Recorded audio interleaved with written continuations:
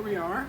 You're joining me on my elliptical, my noisy ass elliptical that I can hope you can hear me over, because I got distracted, and of course that always happens on Monday, that I procrastinate getting my father cleaned up and all that good stuff.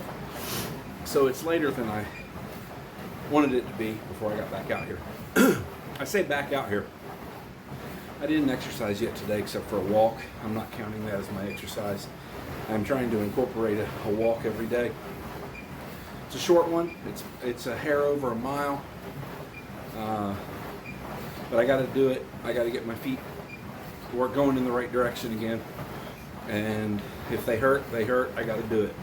So I'm still tinkering with which of my shoes work best. Today I wore one that I have only worn. I wore both of them.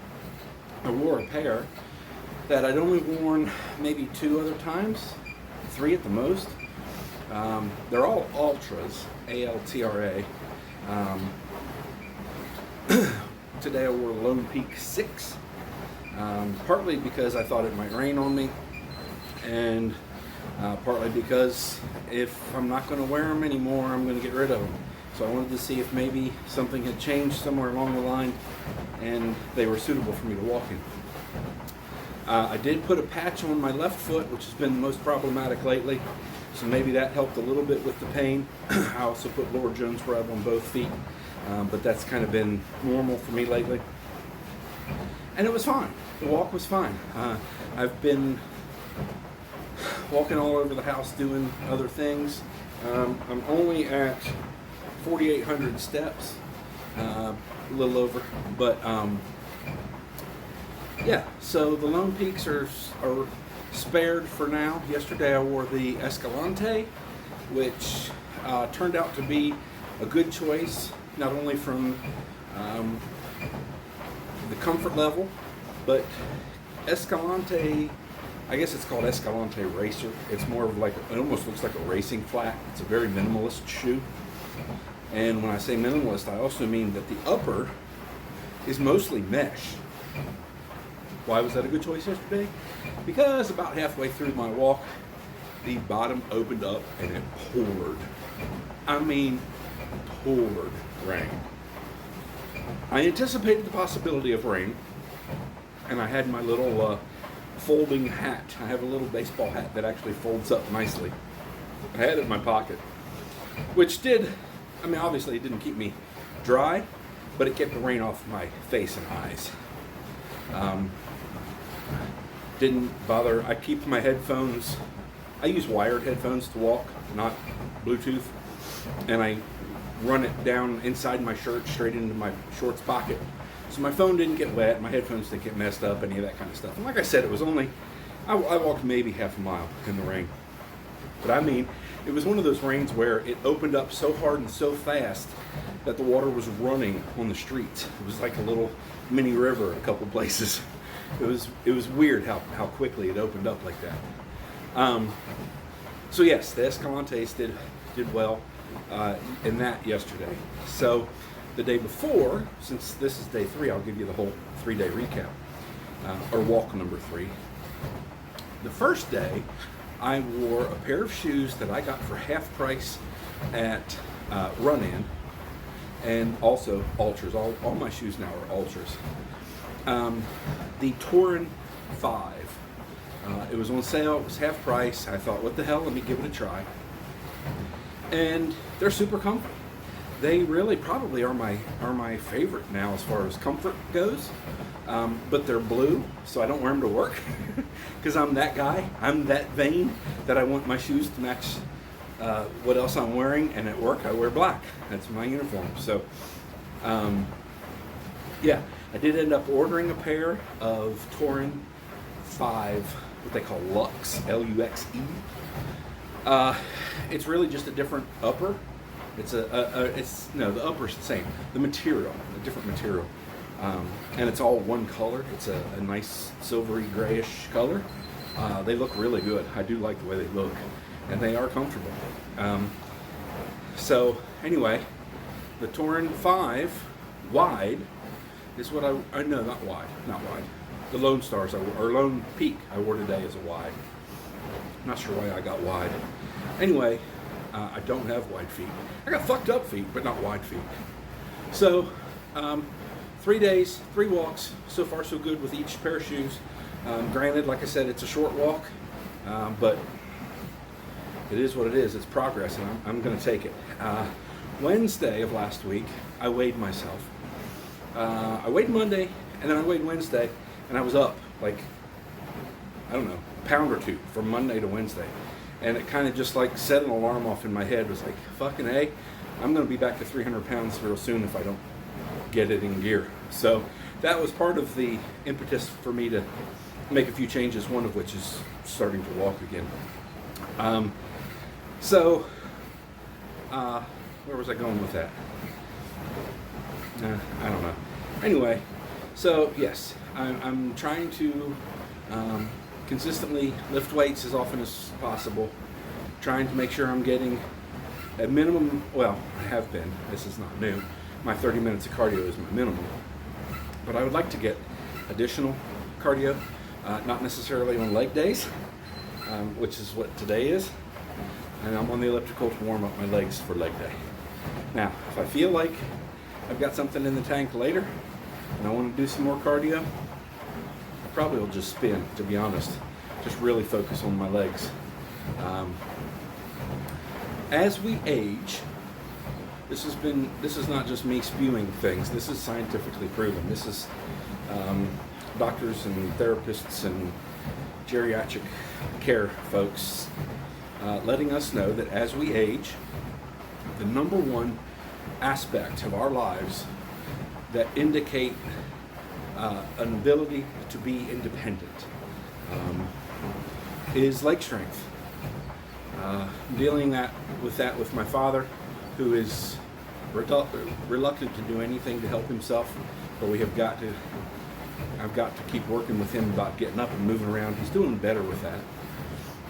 But at the same time, I look at myself and factor in my neurological issues and my orthopedic issues and know that if I don't keep my legs not only moving but strong as possible, I'm not looking at a real bright future when I'm his age, if I make it to his age. So yes, my father is 26 years older than me. And I just don't want to go down that path. I don't have children, so I can't count on one of my award-winning sons to take care of me like my father has in me. Anyway, so today's leg day. Gonna keep them legs strong. Push is the hardest for me. I hate fucking push because my shoulder hurts so bad all the time. And here lately, my elbows have been bothering me. I may have told you what the neurologist said, and he made it in such an off-the-cuff kind of way, the statement, that I did lock it away because I really do try to focus on what doctors are saying to me. But at the time, I didn't think enough to like ask him any questions about it. But he told me to watch out for my elbows. And I don't know what he meant. He was such a quirky doc. I don't know if he said it thinking that in his mind there was something funny about that, or if he knew what was coming for me. My left arm, it's hand and wrist. My right arm is really just kind of fingertips. So it's, it works its way back. So I don't know now, thinking about it, if he knew that if it was already fingers, hands, and wrists, that the next thing would be elbows that I'd start having issues with. And then there's the hyperflexion of my right elbow. I've talked to a couple people, just kind of asking them about it. You hear about hyperextensions quite often in regards to sports injuries. I don't know that I've ever heard of a hyperflexion. And when I thought about what happened, that's the only way I could describe it. It was a hyperflexion of my right elbow. And it fucking hurt. And it still is kind of hit or miss. It's better than it was for sure. Because not long after, the same workout session that it happened, I couldn't pick up a dumbbell. Like my arm was fucked. So anyway, so that said, push is kind of no fun for me right now. I want to make it fun. I think exercise is fun no matter what I'm doing. But man, when it hurts hours and hours after the fact, that's not as fun. Like I enjoyed my push workout yesterday. I always do. I do have to spend more time focusing on my rotator muscles and shoulder stability, and quite frankly, that takes away a lot from actual strength building. I'm incredibly weak in my push motions, shoulders especially, anything, even like lateral raises and stuff. I use such light weight, but it's all I can handle. But I still do it. I mean, you always got to just keep doing what you can do. But legs, I have my limitations there too, but I feel like I'm actually progressing. I kind of got over the hump of the doctor's voice in my head, a different doctor, the orthopedic doctor. My last foot surgery was, I'm now even starting to forget when my last foot surgery was. I want to say February of 2019. So it's been over 4 years since I had a foot surgery. But one of the things they said going forward was no squats and no deadlifts over 50 pounds. And I had tucked that away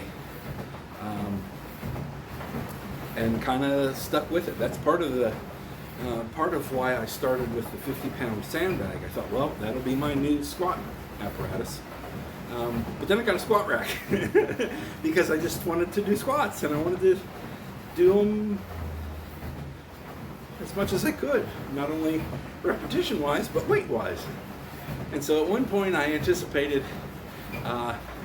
or my goal was 200-pound bench, 300-pound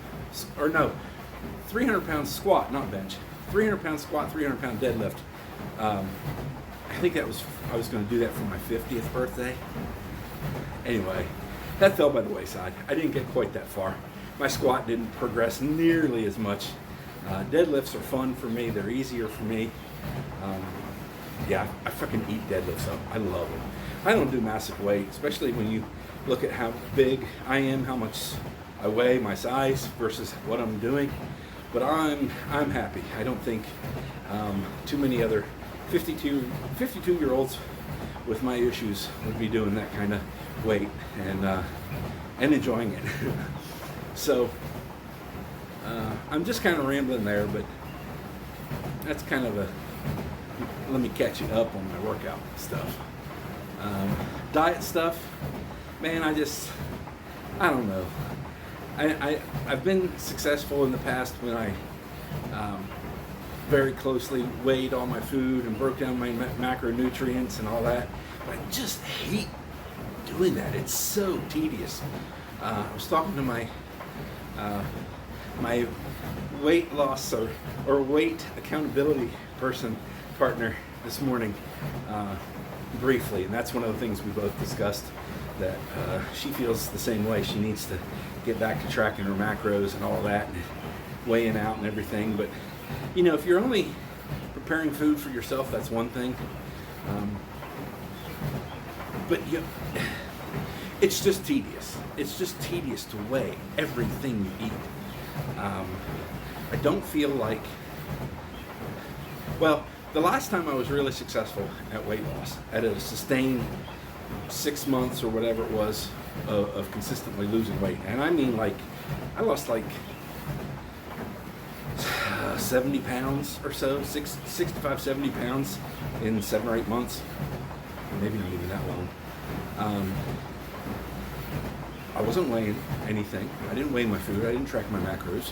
I basically cut out my grazing habits, cut out a few specific foods, and I'm getting to the point now where I have to do that again. I kind of let one in particular, peanut butter, creep back in, And I don't know what it is, but I cannot control myself with peanut butter. I can buy a 40-ounce jar of peanut butter and have it gone in a few days.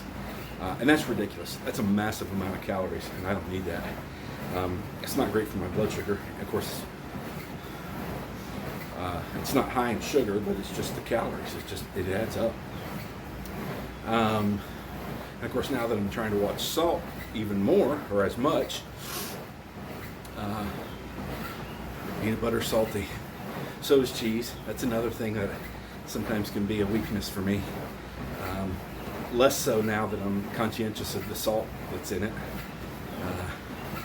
I was allowing myself to indulge in onion rings, vegetable donuts. And salt be damned on those. I was thinking, what the hell? I'm gonna have some. But I love them, like, not just dipped, but like as a conduit to eat ketchup. And I buy the no sugar added ketchup. It's not the high sugar. It's the fucking salt. It's just everything salty. So just little things I'm trying to tweak here and there, get my weight going back in the right direction before I end up doing something drastic. I've been doing Metamucil 3 times a day, and that's been helpful, I think, in some areas. But my weight's just slowly creeping back up. I was at one point down to 284, maybe 284, probably 285, and I've crept back up slowly now to 292, 293. I think last Wednesday I was 295. And I just don't want to do that again. I hate the yo-yo. So, anyway, speaking of ketchup and salt, so this morning I was giving my father breakfast, quiche. Got him finally to kind of agree to just have quiche every other day, not every day, because I still want him to have oatmeal, and I tweak his oatmeal to make it more diabetic friendly. Anyway, so the standard practice has been to give him a small cup of ketchup with his quiche. And he takes a bite off with the fork and dips it in the ketchup and eats it. Well, I forgot that I ran out of ketchup, probably because I was guzzling it with onion rings. Anyway, so I didn't have any ketchup, and I didn't know what I was going to do. And so I just told him, I said, Dad, I completely forgot. I ran out of ketchup. I didn't get any at the store. I said, how about we try salsa? Okay. He was compliant. And he really liked it. He really liked it. Like, that's what he wants now with quiche is salsa. And I thought, oh dear God, please, please let me find out that this is not worse when it comes to salt, because I could just totally see it. When you see people making salsa of their own, it's usually got a fair amount of salt in it. And of course, a prepackaged or pre-made salsa, I expected the worst. Salsa, and not per serving, but like because if you double the ketchup serving, that weight is 1 serving of salsa.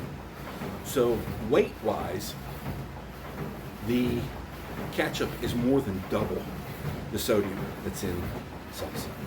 So I feel like we got a little bit of a win there. I did start doing quiche for him. It doesn't have ham and sausage and bacon in it, so there's some sodium gone right there too. But anyway, so I guess that's just a summation of where I've been the last few days, what I'm experiencing right now. I feel like I'm going back to some habits that were successful for me in the past, some things that I liked for myself, not to feel like I'm changing myself. That's a weird way to say it, but like more of who I really want to be, who I feel like I should be. Started a new book, and it's rare for me to just ditch a book. And if you remember from the past, I really only I don't read. I listen to books, and I only really do it when I'm walking. That was another reason I wanted to get back to walking, because I wanted to get back to listening to books. But the one I had been listening to, called Talking with Girls, Talking with Girls About Duran Duran, I think it was called. It was from Rob Sheffield, who I've listened to 2 other of his books and found them very, very entertaining. But this one just wasn't striking a chord with me. I don't think it was anything about Rob's writing. It may have, and it's weird to say this, but it may have been more about the fact that the first 2 I listened to, Rob read himself, and this one was read by somebody else, and that was throwing me off. I don't know what it was just throwing me off. If you don't know who Rob Sheffield is, if you've ever watched like VH1 Behind the Music or any of those kind of music documentary type shows, you've probably seen Rob Sheffield. He was a writer for Rolling Stone for ages, and very entertaining guy. Not what you think once you start to listen to his books or read his books, and you discover he's somebody different than what you might have imagined just by the superficial presentation on some of those documentaries. But anyway, so I started reading. I listened to before, and I don't know how I got turned on to it. The first book. Now I'm on the second book from David Goggins. Dude's a beast. He's not 100% my type of dude. I don't know. There's some things he says where I just kind of cringe a little bit. I get what he's saying, but I'm just nervous that maybe there are some people out there who take him a little too, I don't know, not literally, because he does mean things literally. But anyway, I think his advice sometimes could put some people in peril. But fascinating story. Absolutely fascinating story. And now, listening to his second book, his first book was called Can't Hurt Me. This second one here is called Never Finished, I think. When you don't actually look at the cover of a book very often, you kind of forget the title sometimes. But he tells the story in this second one of trying to get that first book published, and it's fascinating. He's the first self-published first-time author to make it on the New York Times bestseller list. I'm telling you, if you're into, and I would suggest the audiobook. I've talked to a friend who read the book and listened to the audiobook in that order, and said the audiobook was so much better because he makes it like a podcast. At the end of every chapter, the guy who's narrating the book, who's a friend of his, they talk, the two of them, the author of the book and this guy reading the book, talk. And so you pick up some details and insights to the previous chapter that weren't in print. So, yeah, pretty fascinating stuff. Entertaining and inspirational, motivational. But, yeah, so I'm looking to David Goggins for a little more inspiration and motivation to kind of take some control back of my health.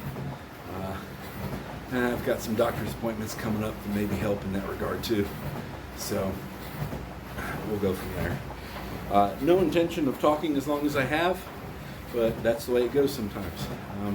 Thank you for your patience in watching all of this, if you did in fact watch all of this with my noisy ass elliptical going, but I think I'm going to stop right there.